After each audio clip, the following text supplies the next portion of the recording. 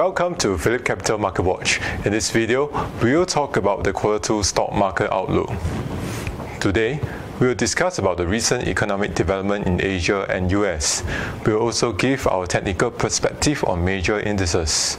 Over the past few weeks, much focus was on the US-China trade tension and the missile launches against Syria. These uncertainties triggered a global stock market sell-off, especially amongst the technology sector, where stock prices are more sensitive to growth prospects. Given current sentiment, should investors consider reducing their equity holdings? Well, I believe investors should focus more on fundamentals rather than current market turbulence to make their investment decisions. Let's take a look at recent economic conditions in Asia and the US to see whether the fundamentals are still strong. In Singapore, latest first quarter GDP numbers show that the economy grew 4.3% year-on-year. This was boosted by the manufacturing sector, which grew 10% as compared to last year. The chart below also shows GDP figures picking up in recent quarters. Now, Singapore's March PMI numbers was 53, continuing 19 months of expansion. The March PMI was an improvement from February's PMI, suggesting sustained momentum in demand for goods and services. In the US, job market continues to improve, but data were below economy's expectation. Unemployment is at a 10-year low. This should continue to stimulate domestic consumption and improve demand for imported goods from the rest of the world. However, things could change if US imposes tariffs on imported goods. China's first quarter GDP maintained at 6.8%, which surprised some parts of the market given the trade tension between US and China.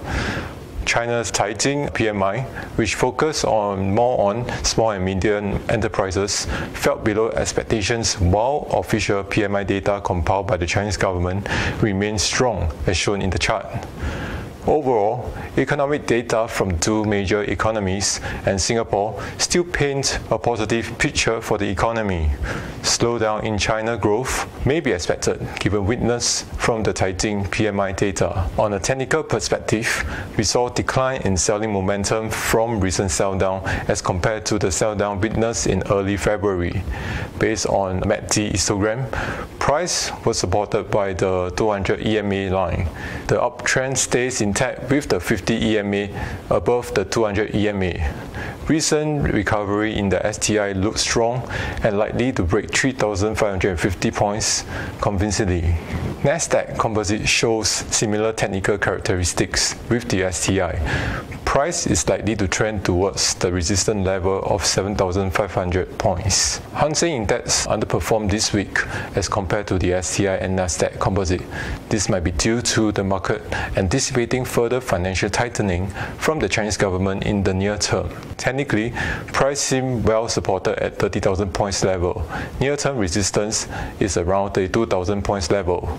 Given reduced selling pressure, I predict that the price will trend higher towards the resistance level in the near term. However, I believe it will take some positive catalysts before the major indices can hit new all-time highs.